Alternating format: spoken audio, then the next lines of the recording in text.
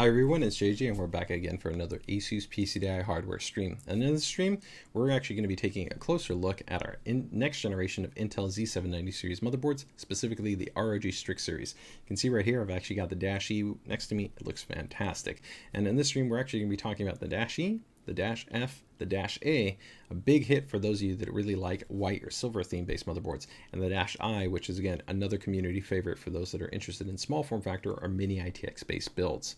So keep in mind that this is a first look preview, so we're going to be able to talk about things like aesthetics, VRM, features and functions, core specifications, I/O, audio design, and some of the really cool things that ASUS is bringing to the table to be able to make your PCDIY build experience better, whether it's going to relate to kind of overclocking or kind of other elements to the overall PCDIY experience. But we can't get into performance related information because the performance embargo is still in place for Intel's next gen platform and series CPU. So do keep in mind that you're going to want to monitor our social media channels for our upcoming launch live stream, where we'll be able to go ahead and dive into all of our motherboards in a consolidated kind of review, along with jumping into performance related details. Also, make sure to go ahead and check out our YouTube channel for other first look preview on our Maximus series, our Prime series, and our Tough Gaming series.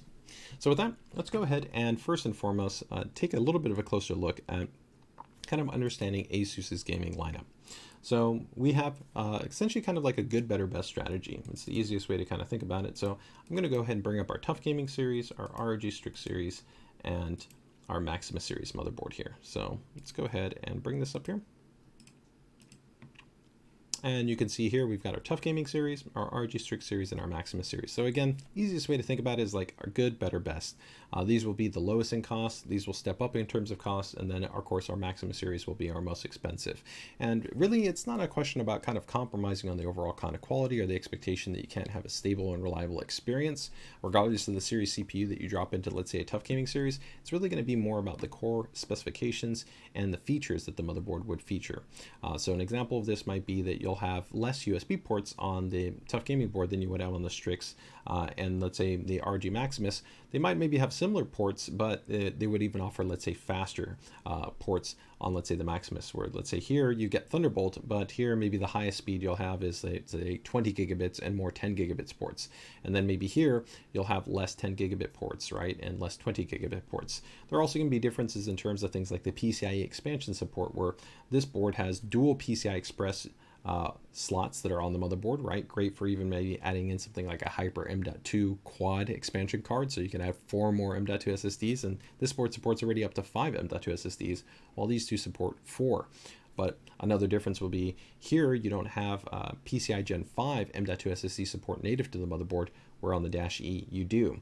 So that's going to be another kind of difference, or the audio design is going to be more premium on, let's say, the ROG STRIX and on the Maximus series. There are also kind of design elements like the water cooling header. Take, for instance, where if you're not doing custom water cooling, you don't need to benefit from it, right? So these are all kind of the areas that you start to see segmentational differences. And as you check out the first look previews, you'll have a greater understanding of actually how the boards break down against each other, respective series to series, and then even within the respective lineup, boards to board, right? So that overall hopefully gives you a little bit of a better perspective in terms of kind of the good, better, best strategy. But definitely rest assured here, as we take a look at the ROG STRIX series, really it doesn't matter which board you go within this lineup, you can really feel confident that you're going to get a great experience for your build. So let's go ahead and take a closer look here at actual the motherboards that we're going to have under the STRIX lineup.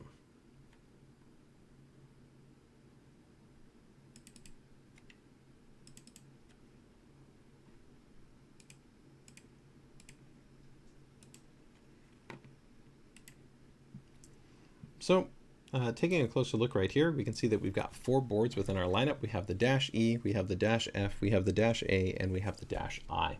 So here we've got 4 different motherboards within our lineup.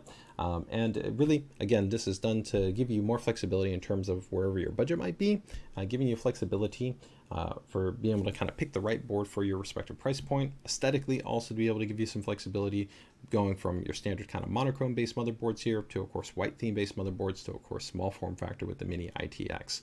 So again, Dash A will be the lowest in price point, then followed by the Dash F, and then followed by the Dash E. And similar to kind of our breakdown in terms of kind of the Tough Gaming to the ROG STRIX to the Maximus series, series. Where the differences are going to start to lie is going to be in, again, looking at the kind of core specifications, and we'll talk about this, where let's say the VRM will be a little bit higher performing, let's say on the Dash E, than it would be on the Dash A. You'll have the PCIe Gen 5 support for, let's say, M.2 base SSDs on the Dash E, but you won't have that on the Dash F and the Dash I, right? Or the number of USB ports as well as the speed of the corresponding ports will be higher on the Dash E than they would be, let's say, on the Dash F or the Dash A. So as we're taking a look through the respective kind of topics for each one of these boards, we'll attempt to kind of compare and contrast the boards within the series so that you have a little bit kind of a better understanding of knowing how the boards kind of stack up against each other. But again, we will be offering these different 4 boards within the ROG STRIX lineup for the Z790 base chipset. All right, so let's go ahead and now take a little bit closer look at the overall aesthetics and the design for the Dash E. I think it really looks fantastic. I love the overall design aesthetic for this board. So let's go ahead and bring it up here. And we'll actually throw it also on the secondary camera there in a little bit. But I really think that you're going to be able to see that it really has a great design aesthetic. So you can see that it maintains the overall monochrome color aesthetic that we've kind of maintained generation to generation. No fixed colors to contend or compete with your build. Looks really clean. Looks really good. I love the small silver accents there that add a little bit of kind of reflectivity and a little bit of what's called a color blocking aesthetic. You'll also see that on the board we have a lot more of what we call our cybertext design language. You won't find this on ROG Maximus series motherboards, as they feature a very refined and clean design aesthetic. Some people actually think that they look very similar, but if you actually compare them side by side, they don't look anything alike. ROG STRIX series will all feature very cleaned kind of design aesthetics, where you won't feature almost any of this iconography or design language or cybertext that we have on the ROG STRIX series, which gives a little bit more of a dynamic, kind of punchy and edgy feel to them.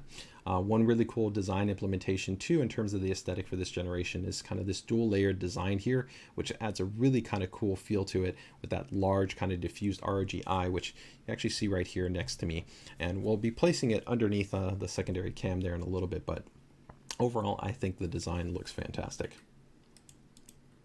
So taking a closer look here at the board, you can see again, it's full monochrome, no colors to contend and compete with your build. It's going to complement, of course, great with other ROG STRIX based hardware.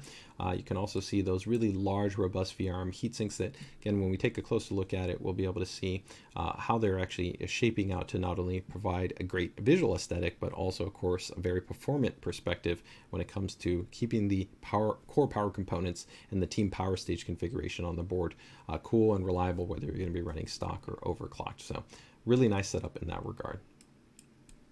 As we move down here on the board too, another kind of differentiation that you will see is that there's not that many RGB lighting zones. The board looks great. If you don't want to run with RGB lighting, you can entirely turn this off and it will be a real kind of clean sleeper type vibe. There's no other RGB light bars that it might be on here or anything along those lines. So you don't have to worry about that. You will see though that the board does have multiple ARGB headers. So you've got one header right here, you've got another header right here. And then as we move over here to the top, we have another header and then a legacy 4-pin header. So that means you got 3 ARGB headers which are on the motherboard, and of course you can put a an ARGB splitter or a hub connected to one of these if you want to connect 3, 4, 5 devices to one single header. Just keep in mind that that will mirror the output control signal for that. So essentially, whatever you set that control signal, all the devices that are on that splitter or that hub would be maintaining that same signal, right? Another cool little design aesthetic that you'll see new for this generation is going to kind of be this kind of diffused but also semi-transparent a little bit of this housing right here on the Q-Release design that goes down here. I think that's pretty slick. It's pretty cool. It gives it a cool kind of vibe to it, right? But let's go ahead and now take a closer look, and we're going to put this board here underneath our secondary cam. So let's go ahead and switch over here to our secondary cam,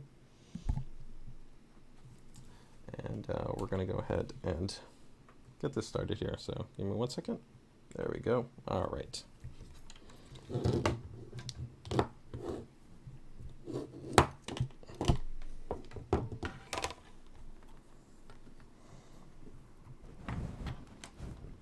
All right, pretty cool.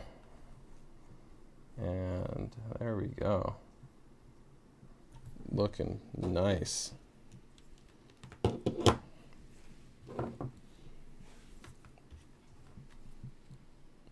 So there we can see we've got the board now kind of laid out for you, and you can see it. It does kind of really look pretty much like those pictures, right? And here you'll see that nice kind of diffused type of design that we were noting right here in terms of the actual I/O shroud, right? Those large VRM heatsinks that we have here on the motherboard, right? Which again, not only serve the function of looking cool, but they also of course serve the functional element of keeping all our primary VRM power components cool. So on this unit as well, if we actually angle it up, let's see if you can go ahead and see this a little bit more closely. But you'll also see right there that there's additional surface area and there's a full heat pipe that actually runs in there. So helps to actually even maintain better overall thermal performance, again, when you're running either stock or overclocked, right? So you don't have to feel any concerns in that regard. So you got one stage right here, you've got another rate stage right here, and that actually also extends into the I/O shroud. So very large, quite robust.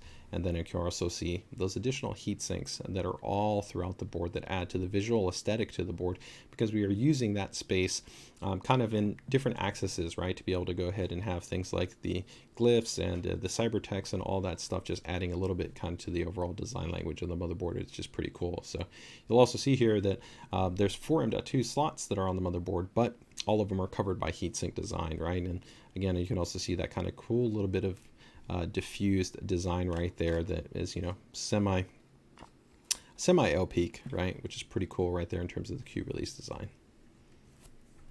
So overall, very, very cool looking board. All right, let's go ahead and switch back over here and now actually talk a little bit about the VRM and kind of the overall power delivery that we have on the motherboard. So actually, if we head back over here, we can keep this and maybe switch over actually to the power delivery in images if we also need to. But if you take a look right here, the power delivery design underneath these heatsinks, of course, are going to be the power stages. And so we are maintaining what we actually call our teamed power stage design. The team power stage design is going to help to ensure that kind of it complements the high core counts that you're going to see in terms of 13 Gen series CPUs, and also their high performance based architecture, right? And so the team power stage essentially helps to combine 2 power stages together to be able to offer greater transient response performance, which is, we feel, really been proven to be able to give us the best experience when you're talking about high core count CPU architecture. It's actually the same type of architecture that we use not only on Intel, but also on AMD based platforms. So in terms of the power delivery here, this is going to be an 18+1 configuration with 90 amp power stages. These are SPS based power stages. When we also take a look right here, we're going to have our ProCool power connectors. These are actually thicker solid pins that actually help to reduce impedance. You get better thermals, a higher level of overall total wattage that can actually be driven through these headers. So these actually complement the overall power delivery design that we have here on the motherboard. So this will kind of work in concert with what we have here. And do keep in mind that when we talk about power delivery, we're not just talking about, the power stage. A lot of people would just kind of want to talk about the number and say, hey, it's an 18+1 and there's 90 amps, but it's, the capacitors, it's the inductors, which are also underneath there, or what's referred to sometimes as the chokes, and the power stages, and then critically the actual PCB. So everything from the trace layout to the power topology to the digital controller that we have that actually controls how the actual VRM operates, and then even more important, the actual firmware within the UEFI BIOS, which has critically been tuned to be able to ensure that you get great stability, great OC recovery, and a really great experience when it comes to how you can actually work with your platform, whether it's manually tuning or using things like our ASUS AiOC technology. So it's important to definitely keep that in mind, that you want to kind of view this from a holistic perspective. So again, 18+1, 90 amp power stages that we're going to have here. Let's go ahead and actually go back and we're going to take a little bit of a closer look at each board, and we'll break down the power delivery that we have in relation to each one of the models on the ROG STRIX series. So we head back over there and let's bring up here.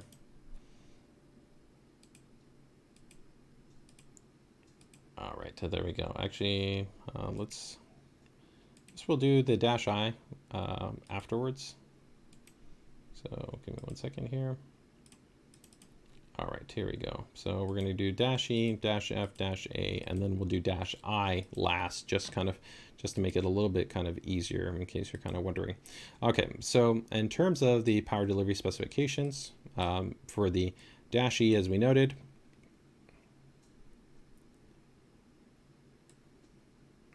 sorry about that, guys. All right, so there we go. All right, let's go ahead and go back there. Great. Okay.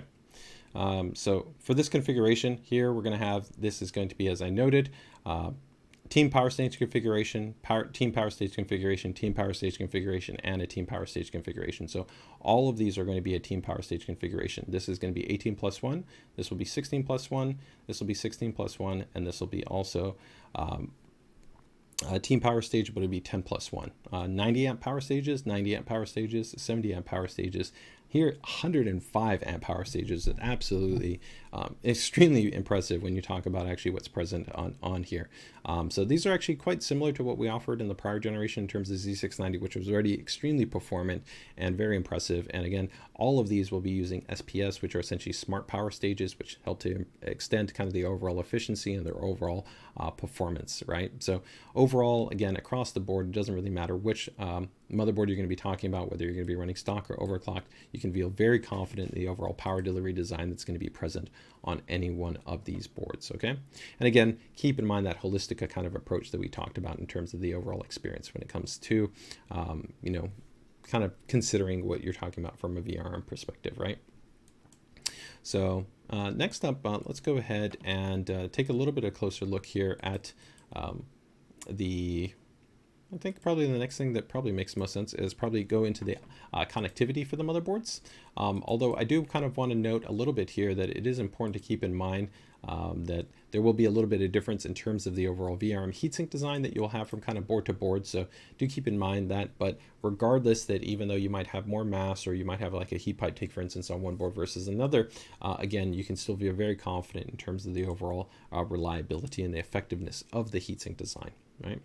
So I think next up, we'll go ahead and take a look here at the connectivity. We're going to stay, of course, with focus here on the dash E. And we're going to bring up, I think the rear I/O first is probably where we're going to focus on, and then we'll kind of go internal. So we're taking a look here at the rear. You can see tons of connections. So you've got 2, you've got 4, so that's 6 ports. Then you've got 4 ports right there, so that's going to be 10. And then you're going to have 12. So 12 ports on the rear of the motherboard. That's absolutely stacked. And the other big thing that you might not realize is these are all high-speed base ports on this motherboard. So the easiest way to kind of tell is going to be color coding. So generally here, this is going to be 5 gigabits, and then red is going to be kind of 10 gigabits. You'll also see that you have 20 gigabits. So you have 20 gigabits and 10 gigabits. And keep in mind, from a polling perspective, we know that the majority of users are only using 5 gigabit based solutions. So 20 gigabits already is 4 times faster than 5 gigabits, which is already quite fast. And you could easily put a hub on either a 10 gigabit port or a 20 gigabit port, still even have more ports and still be able to actually have high speed. So that's fantastic. You've got DisplayPort out, HDMI, clear CMOS button, which is a nice kind of enthusiast aspect that's going to be on the dash E. USB BIOS flashback allows you to go ahead and update the UEFI BIOS. No CPU, no DRAM, no graphics card. Just connect your power supply and a USB flash drive and you're good to go. 2 Type-C ports with, again, 10 gigabits and 20, 2.5G networking, a Wi-Fi 6E with Bluetooth, and then multi-channel line level audio with optical out. So quite robust there in terms of the actual connectivity. From there, let's go ahead and now actually take a little bit of a closer look here at the front of the motherboard, because this will be important in terms of also evaluating your I/O connectivity. So when you take a look at the front of the motherboard, you might be wondering, well, what's going on there? Well, here you can see you've got internal Type-C connector, and then of course you also have your legacy USB 3 connector. So those are going to be 2 more USB ports that are going to be on there.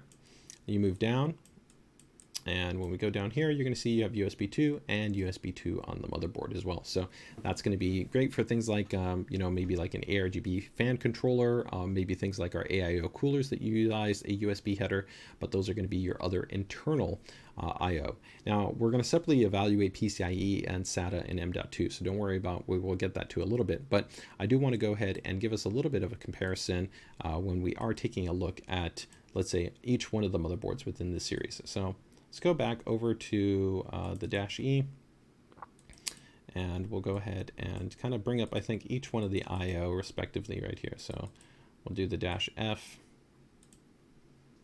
and the dash A. So, and we'll do the mini ITX, I think, separately, because it probably makes the most sense for it to be separate. So dash E.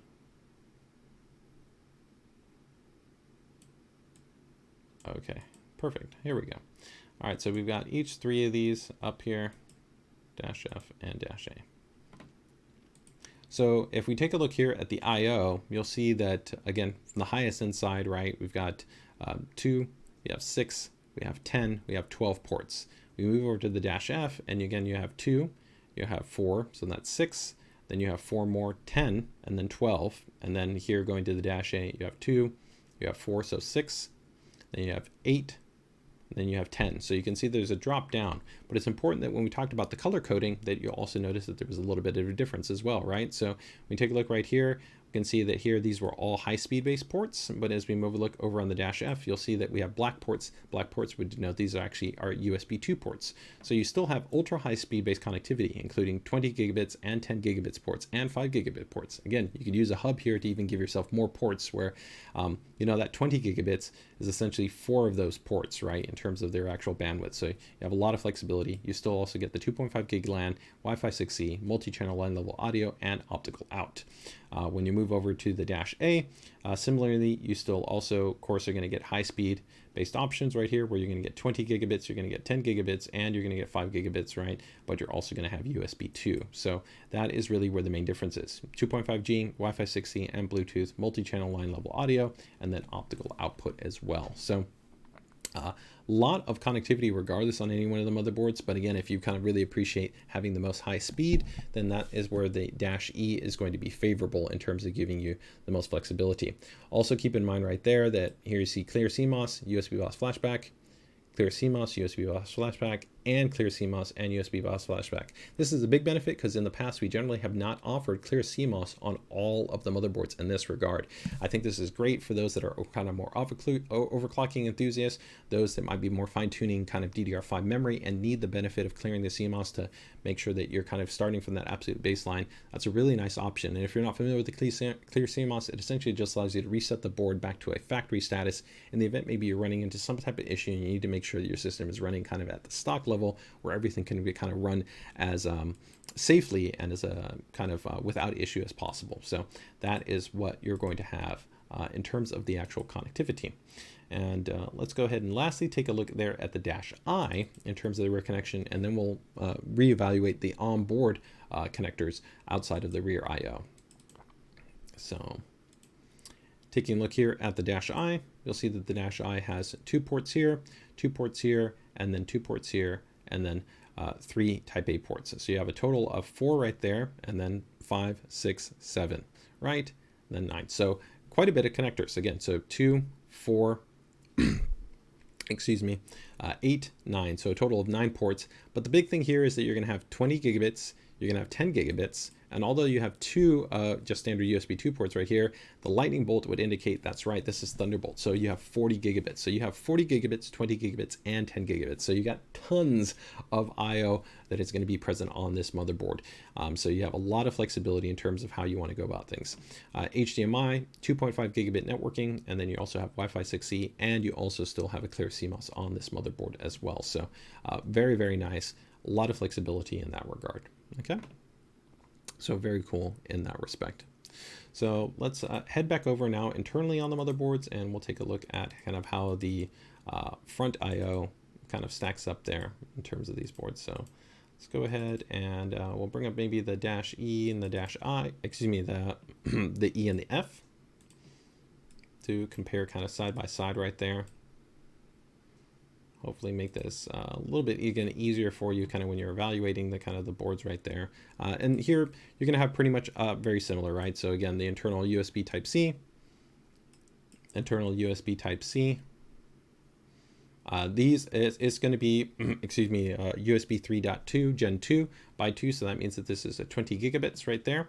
Then you have your legacy USB 3, right? And then again, down at the bottom, you're going to see, of course, you have your excuse me, right here, you're going to have your USB 2 ports, right? And lastly, we will then take a look at the dash A.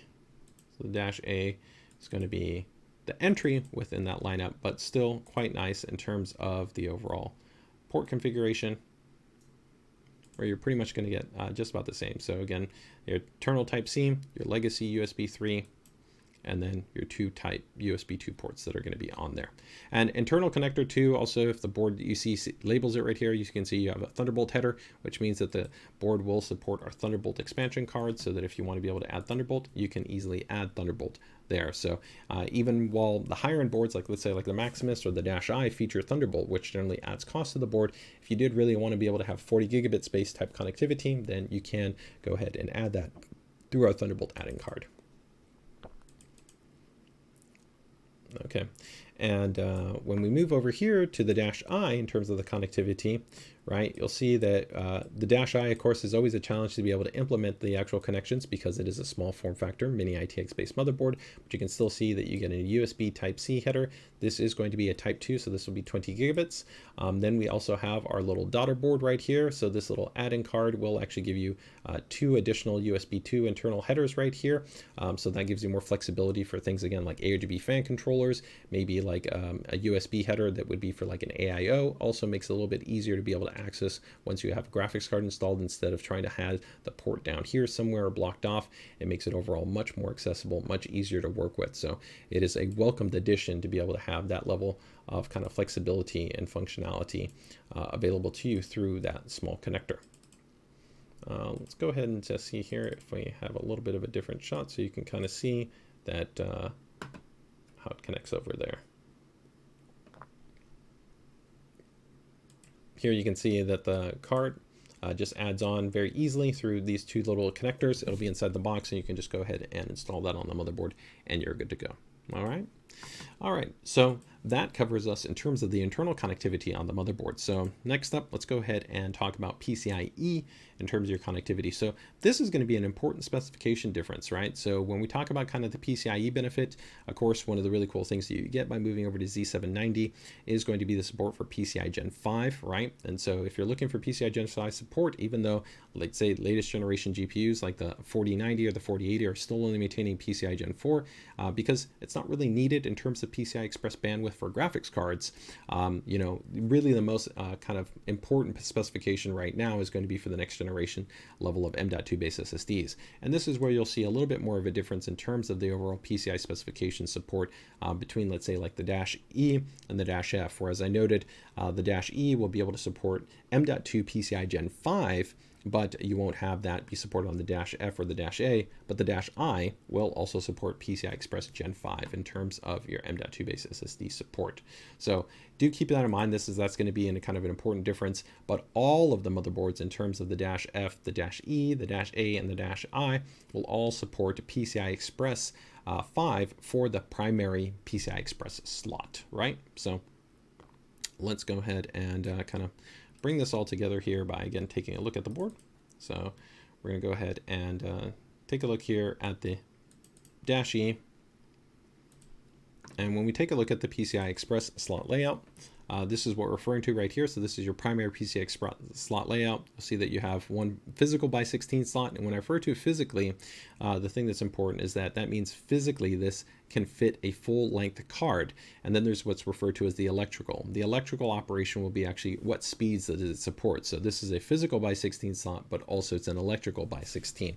Generally, when you have multiple slots on a motherboard, take for instance like on the Maximus Hero, one of the reasons why it's a premium upgrade is that it gives you 2 PCIe Express physical by 16 slots that can run by 16, and then if you run, let's say, a secondary add-in card, you can have by 8 by 8 still PCI Express Gen 5, which is quite impressive, but more complex and more costly to be able to implement. In terms of the total slot configuration layout, then you then have a secondary physical by 16 and a secondary physical by 16, but of course these are going to be running at a lower speed, so do keep that in mind. But it's going to be great for things like sound cards, if you want to be able to add in things also like maybe high-speed capture card, you know, maybe a secondary network adapter, different things like that. You have a lot of flexibility in terms of what you can use your other PCI Express slots for, right?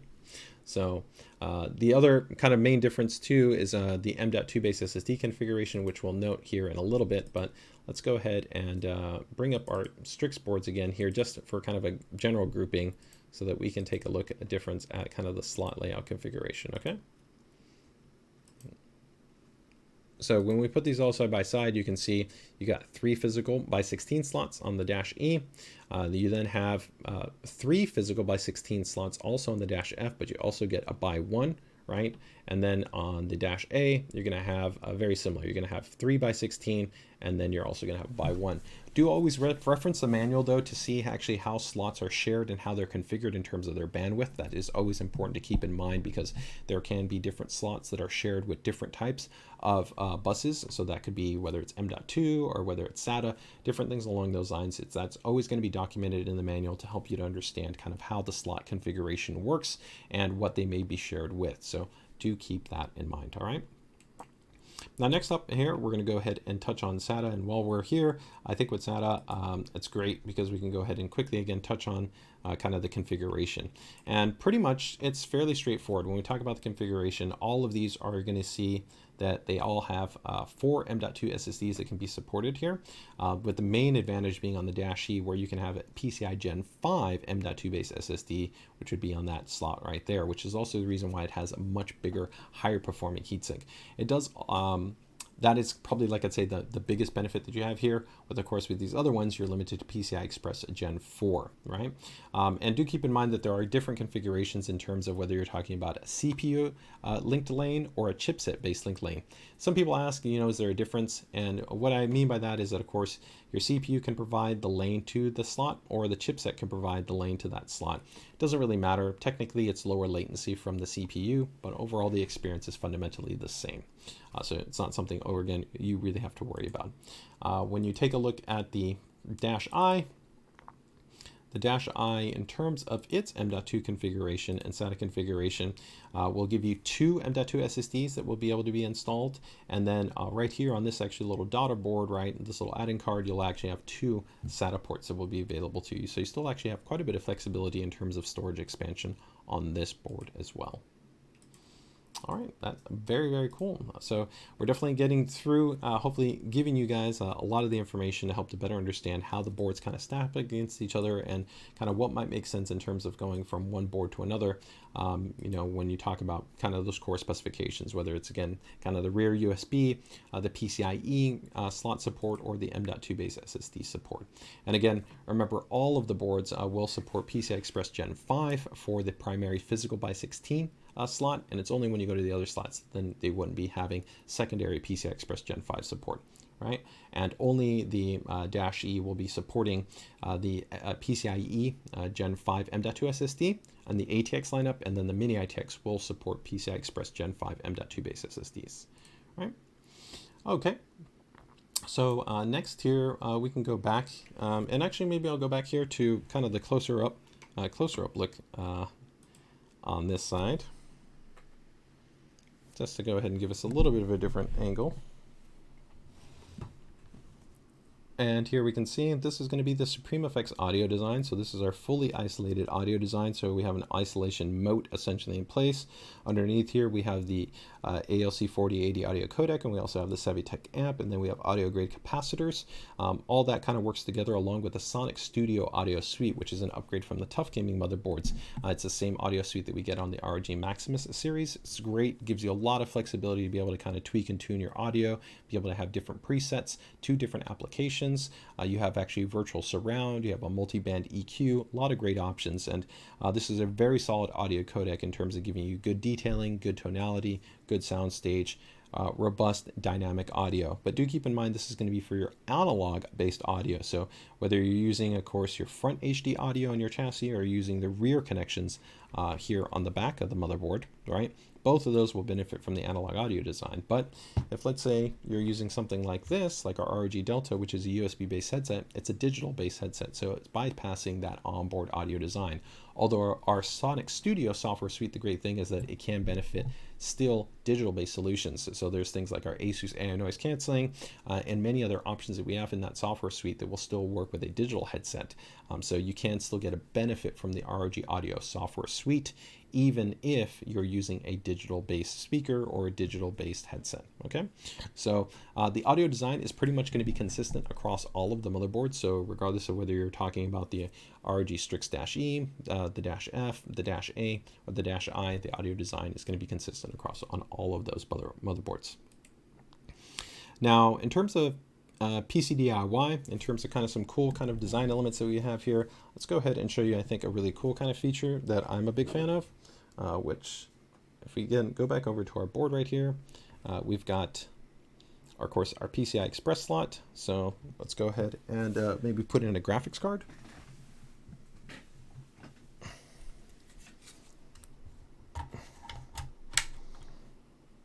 And so you'll actually see right there that we've got our graphics card installed, right? And so if I go ahead and hold down the board, and if I was to attempt to go ahead and remove my graphics card, it's pretty much locked into place. But you can see it's a little bit hard to be able to access this slot right here, right?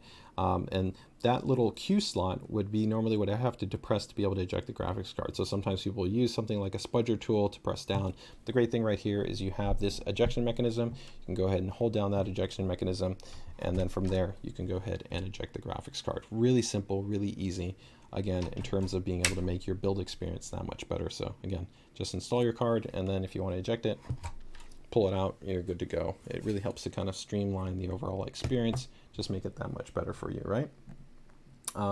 Another nice upgrade is going to be our design that we have for M.2 based SSDs. And so again here, if I, let's say, remove this heatsink,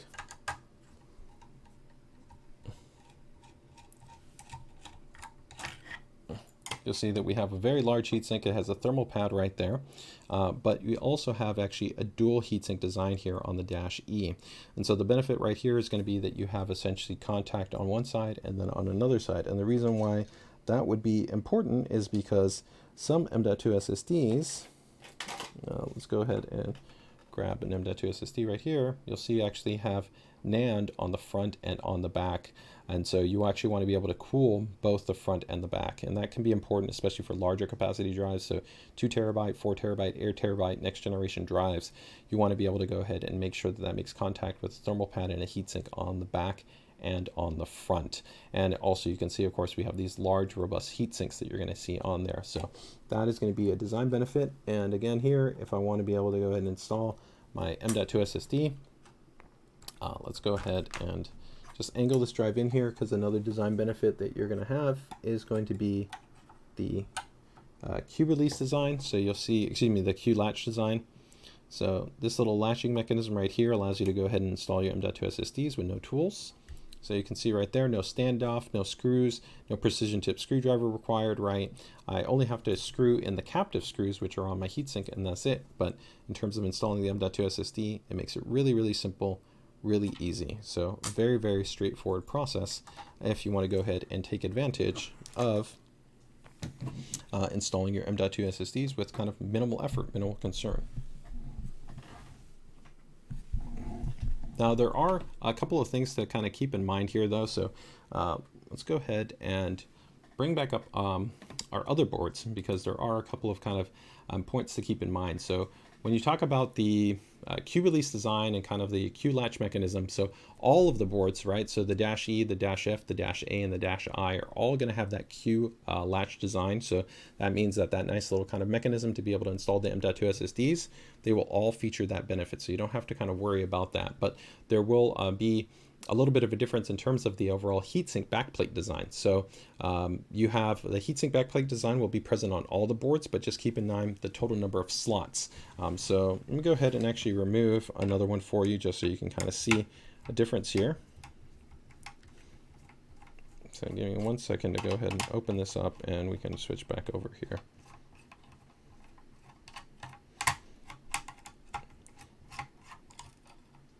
And again, keep in mind that when you're talking about kind of the highest performing drives are going to be the ones that benefit from this type of kind of dual contact design most.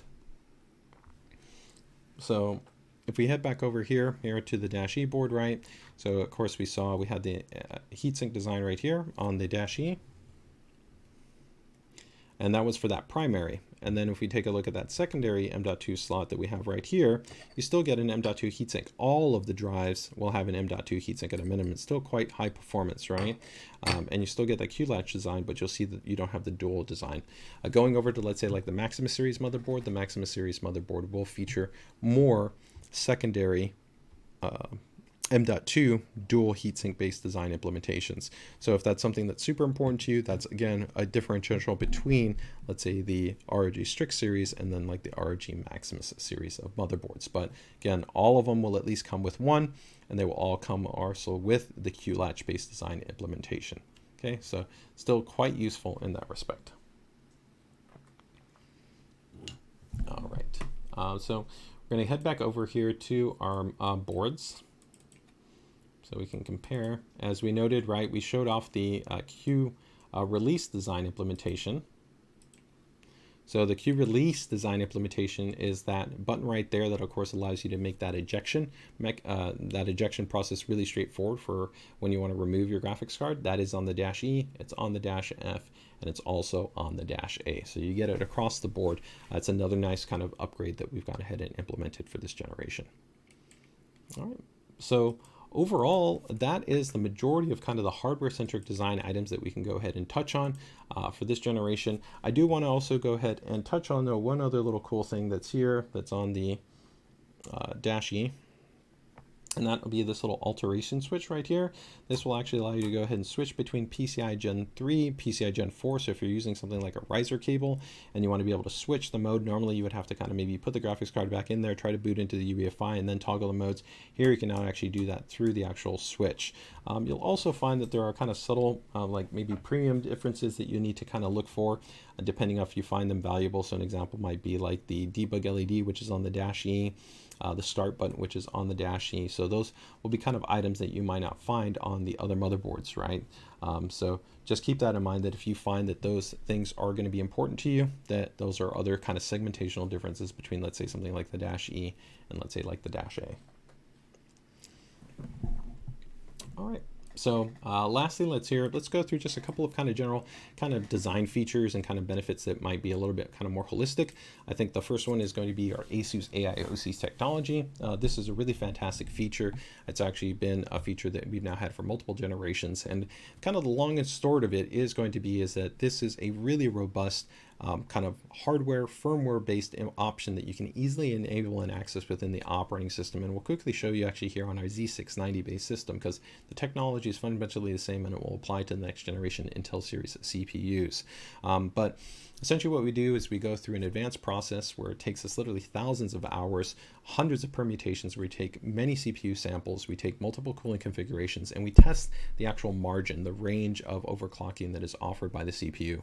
Once we compile that, compile that information so we know what the actual margin is and the corresponding voltages that are required for overclocking, we then can program that into an internal table that is stored on the motherboard. And the motherboard will then also monitor your CPU's temperature. And the really great thing is that this is specific to your CPU and your cooler. So whether you have something like the ROG Gen 2, a custom water cooling loop, a tower heatsink, or a 240mm AIO, your results and your overclock is going to be specific to your situation and your build. So this is really the great thing about it. We also are using what we would call really kind of an effective and efficient mechanism to be able to overclock your system. So here we've gone ahead and entered into the OS environment, and if we wanted to enable AiOC like I've already done right now, there's literally a toggle where you can toggle it on, it'll reboot, and it's pretty much done. Now the great thing is right now is our system is already overclocked, but you'll see right here as the frequency is kind of bouncing up and down depending on what might be happening, we still maintain a full general efficient mechanism for how the CPU has been overclocked. So that means your system will still clock down to low clock speeds, and to be able to go ahead and reduce power consumption, reduce thermal output, and also have lower operating voltages. Many manual overclockers think that they're doing it better, but many times they're actually not, because they'll have what's called an all-core OC, which is leaving actually frequency on the floor. They're not actually getting the most dynamic-based overclock possible. And on top of that, the actual voltages are going to be kept pretty much fixed, whether your system is idle or whether it's load. They're keeping a high sustained voltage level, and that's really not that sensible when you're talking about kind of maximizing the lifespan, reducing power consumption, reducing heat. So we're doing this in an efficient, effective, and reliable way. And so the other really cool part to this is you can actually see this information more in depth. So let's go ahead and actually reboot into the UEFI, and you can see the information when it comes to ASUS AiOC. So let's go ahead and reboot. I'm going to go ahead and start hitting the delete key so I can get into the UEFI here. And the great thing too on this, again, is keep in mind that this is going to be specific to your CPU and it's going to be specific to your cooler. So the benefit there, right, is if you were to maybe change your cooler, you could rerun the AiOC information and, excuse me, the AiOC tool, and it would adapt to that, helping to give you maybe a little bit higher overclock because it realizes that you have better cooling score. Or actually the opposite can occur too. If maybe your cooler was having an issue and it wasn't performing as well, or maybe your ambient temperature increased, the actual overclock would go down because it realizes your cooling score and your cooling performance isn't as good. And if you manually overclocked, you wouldn't be able to benefit from this. You couldn't do that. So here you can see we've gone ahead and entered into the UEFI, and this is a 12th gen Z690 based system. But all we need to go here is, if we head over here to our AI features, you can actually see all the information. It's broken down to us. Right here, there's actually a little table that tells us our cooler score, our SP score, which is internal information on how we assess your CPU. You can actually see the overclock that's been defined right here. So 5.4 on 3 cores, 5.3 on 5 cores, 5.2 on all cores, right? We also modify your E cores, right? We use an adaptive voltage. And then you can even make further adjustments. If you're maybe a manual tuner, you can go in and maybe adjust to more conservative or more aggressive type of overclock, right? If you actually want to have a target temperature threshold that you want to be able to go ahead and define, you also have that flexibility. So we give you really a lot of options to be able to go ahead and just make the experience that much better. Kind of staying now though within the UEFI for DDR5, we're going to give you a great DDR5 OC experience. So there's going to be, of course, all the easy options that you would want to be able to have in terms of being able to enable things like your XMP profiles. So if you want to be able to go ahead and enable your XMP profiles, we of course have support for that, but there's also another option that we call AMP. So with select memory kits, we can actually automatically profile those kits to be able to go ahead and provide you a profile that will be tighter timing or higher frequency, helping to take that base kit and be able to offer you a better experience. And we do offer AMP profiles for different types of memory, whether it's Micron-based memory, SK Hynix-based memory, or Samsung-based memory. So that's another great feature, another great function that we do have available to you. We of course also maintain all our advanced fan controls inside of the UEFI when we talk about kind of our cooling technology, but we're going to boot back into the operating system here to be able to actually show you a really cool feature that we call, which is going to be ASUS AiCooling 2. So let's go ahead and boot back into the OS environment. This feature is kind of similar to the overclocking option. The really cool thing that we do here is that once it's actually automatically enabled, as opposed to kind of in the past where you'd have to go in and kind of do all your fan tuning, you maybe set custom fan curves. Once you enable this, there's a small little stress test that runs on your system to be able to kind of get a sense of the cooling performance of your system and also help to kind of calibrate your fans.